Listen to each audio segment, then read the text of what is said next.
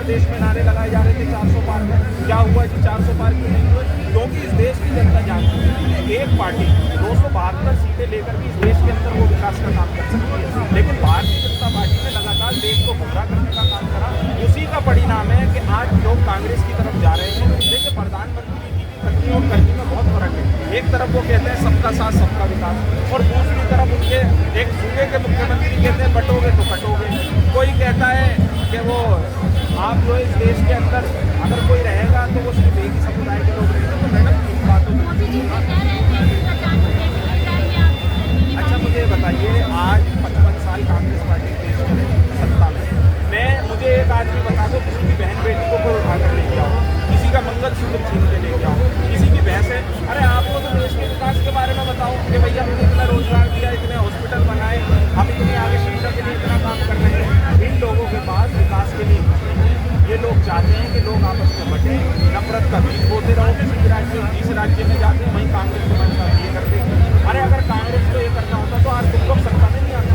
आज माननीय प्रधानमंत्री जो इस देश की कुर्सी पर बैठे हैं, ये भी बाबा साहब का संविधान का अधिकार है। वरना अगर कांग्रेस पार्टी चाहती जो जिस तरह से वो पनप रहे थे देश के अंदर, वो चाहती तो जो भी कुचलने का काम करते, लेकिन नहीं, वो उन्हें पता है कि ये देश सिर्फ डेमोक्रेसी से चलता है, हम संवैधानिक लोग हैं, हम चाहते हैं कि वोट के अधिकार से हम अपने न्याय को हासिल करें। लेकिन संविधान की बात करते हैं, राहुल गांधी संविधान के अपन गुलाब रंग का संविधान लेकर घूमते हैं, संविधान हो रहा है।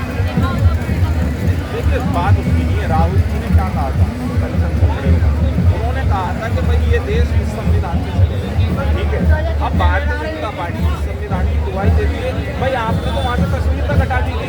तो मैडम कहीं ना कहीं भारतीय जनता पार्टी लगातार चाहती है कि 400 पार करने का हिसाब ये तरीका कि हम संविधान बदल देंगे। तो भारतीय जनता पार्टी करनी और बदलने में बहुत फर्क है, और ये दिल्ली में यात्रा है के साथ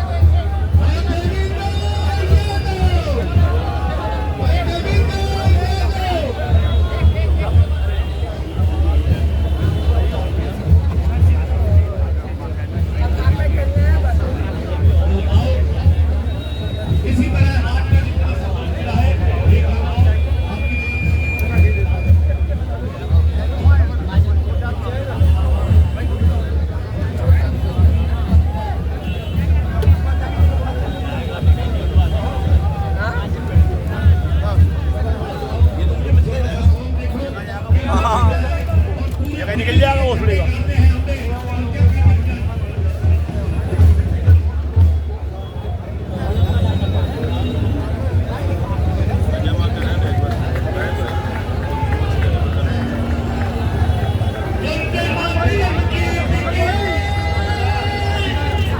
यार बात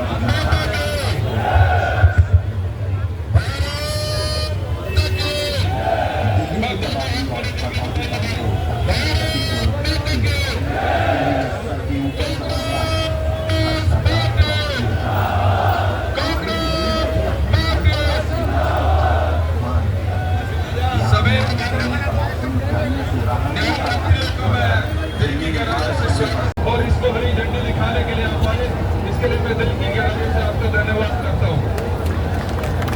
मैं धन्यवाद करना चाहता हूँ हमारे बहुत ही सम्मानित ऑल इंडिया कांग्रेस कमेटी के ट्रेजरर, दिल्ली के पूर्व अध्यक्ष माननीय अजय माकन जी का कि वो आप हमारे हौसला अफजाई करने के लिए यहाँ पर आए।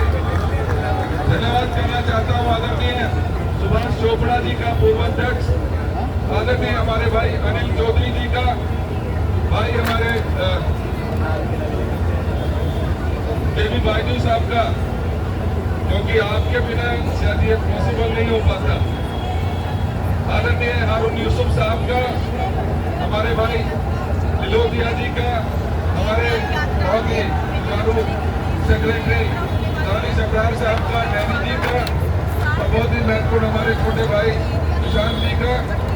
और मैं सीधा क्योंकि हम ऑलरेडी लेट में करना चाहता हूँ हमारे हिमाचल के मुख्यमंत्री सुक्खू जी का, जो कि आज स्पेशल हिमाचल से चल करके यहाँ पे दिल्ली की जनता की आवाज उठाने के लिए यहाँ पर आए हैं। जोरदार तालियों से उनका स्वागत।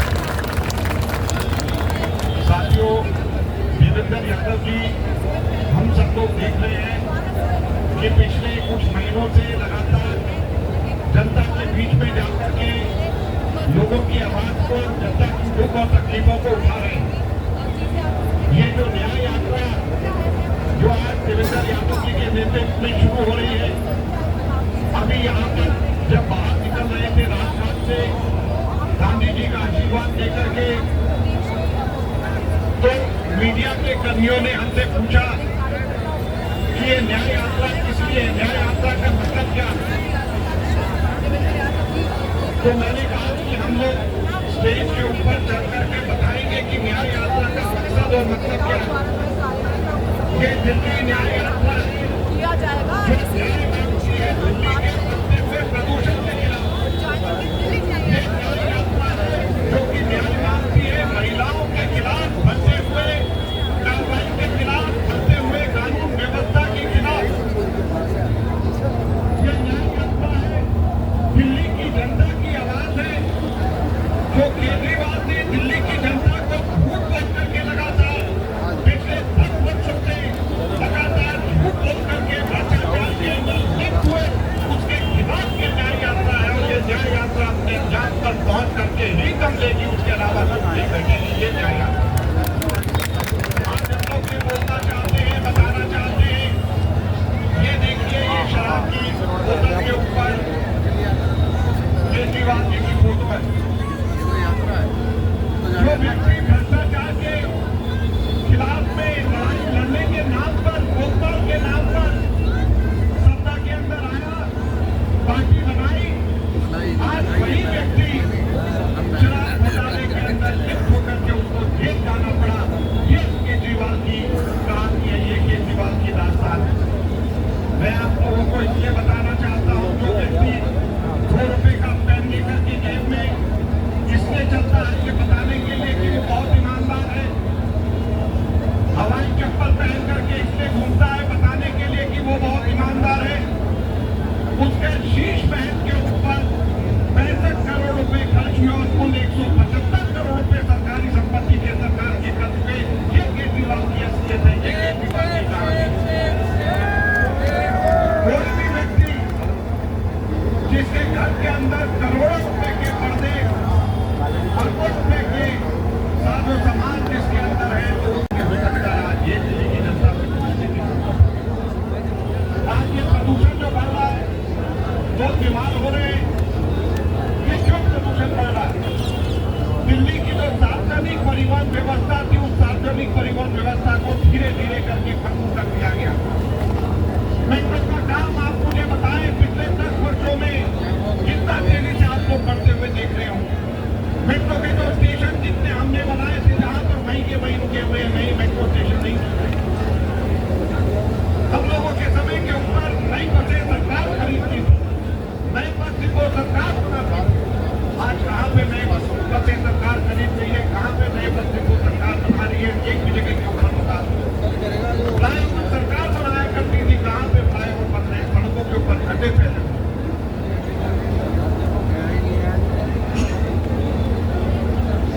आज जिस तरीके से दिल्ली के अंदर हम लोग देखते हैं कि सार्वजनिक परिवहन व्यवस्था चरमरा गई, सड़क पर निकल जाए, कहीं पे कोई ऐसी सड़क नहीं होगी जहां पे गड्ढे नहीं हो।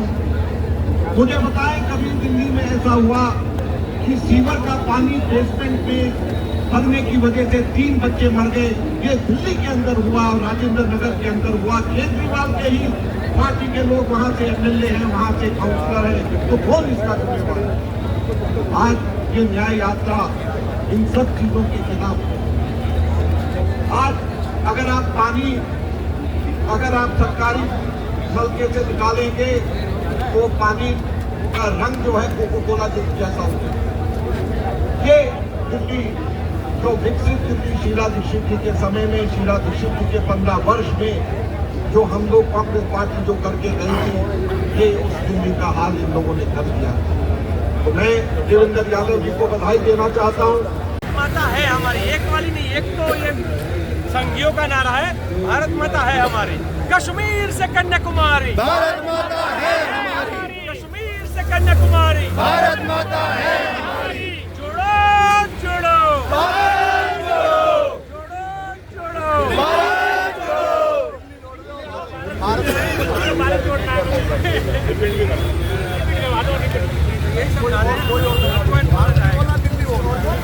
जोड़ो जोड़ो दिल्ली जोड़ो, जोड़ो जोड़ो दिल्ली जोड़ो, जोड़ो जोड़ो दिल्ली जोड़ो, दिल्ली जोड़ो, दिल्ली जोड़ो, दिल्ली जोड़ो, दिल्ली जोड़ो, नफरतवादी दिल्ली छोड़ो, दिल्ली जोड़ो, दिल्ली जोड़ो, नफरतवादी दिल्ली छोड़ो, दिल्ली जोड़ो, दिल्ली जोड़ो। मेरे देश का झंडा तिरंगा नहीं चलेगा, दो रंगा। मेरे देश का झंडा तिरंगा नहीं चलेगा, दो रंगा। इस दिल को दिल से कौन जोड़ेगा? कश्मीर से कन्याकुमारी भारत माता है हमारी, कश्मीर से कन्याकुमारी भारत माता है हमारी। देश से किसने की गद्दारी, निकरधारी निकरधारी, देश से किसने की गद्दारी। निकरधारी निकरधारी। ना राशन है ना शासन है, देश में दुशासन है, राशन है ना शासन है। देश में दुशासन है।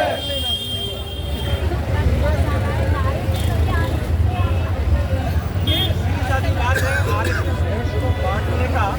आजकल वो कौन योगी और योगी सब लोग बोल रहे हैं बांटने काटने का। देश में बांटने का काम आरएसएस करता है और लोगों के बसी बसाई बस्ती जो है उसको जलाना या लोगों के बीच में दंगे भड़का के एक दूसरे को मारने का काम आरएसएस करवा रहा है। देश की आज़ादी के जंग में आरएसएस ने गद्दारी की थी, उसके कई प्रमाण हैं और आज भी हमारी भारत माता के साथ आरएसएस गद्दारी कर रहा है और उसके भी प्रमाण है। इस भारत माता के तिरंगे झंडे को 55 साल तक अपने मुख्यालय पे नहीं चढ़ाएगा वो आरएसएस वाले संघ। उसी भारत माता का संविधान जिसको आरएसएस नहीं मानता है दरिया में फेंकने की बात करता है। इस भारत माता का राष्ट्रगान जन गण मन उसको कभी आरएसएस नहीं गाता है। तो ना भारत माता के झंडे को मानता है, ना भारत माता के संविधान को मानता है, ना भारत माता के राष्ट्रगान को मानता है। तो देश के साथ गद्दारी है, तो राष्ट्रगान को झंडा और उसके अलावा कौन सा वाला एकता की बात करें, जेंडर भूल जाइए, जात भूल जाइए, नाम भूल जाइए, सब एक हो जाइए। हम तो ये कहते हैं इस भारत माता के 8 संतान हैं, हिंदू मुस्लिम सिख ईसाई बौद्ध जैन पारसी बहाई, इन सब के बीच में खाई किसने बनाई? ये आरएसएस ने बनाई। तो इस मामले में आरएसएस देश का गद्दारों का संगठन। सारे हिंदू एक हो जाइए वरना कट जाओगे, बच जाओगे। खुद मोहन भागवत हो या आरएसएस का कोई भी, एक बार वो नागपुर में ट्रेन होके निकलता है तो वो जहर उगलता है, वो लगातार जहर उगलता है और बाद में बीच में खुद मोदी जी को देख लीजिए ना, उतनी जहरीली ट्रेनिंग है उनकी कि बीच में वो धर्म के नाम पे वो कभी बोलते हैं पिछले चुनाव में किसी की भैंस ले लेंगे, किसी की जमीन ले लेंगे, इस बार बोलते हैं किसी की बेटी उठा लेंगे। पर देश का प्रधानमंत्री हो भाई, कौन किसकी बेटी उठा लेगा? प्रधानमंत्री की जिम्मेदारी है, होम मिनिस्टर की जिम्मेदारी है देश में महिला सुरक्षित हो। सबसे ज़्यादा बेटियों को उठाने का और बलात्कार करने का काम तो भाजपा करते हैं और हम तो खुल के बोलते हैं हर भाजपा बलात्कारी नहीं होता है, पर हर बलात्कारी भाजपा जरूर निकलता है।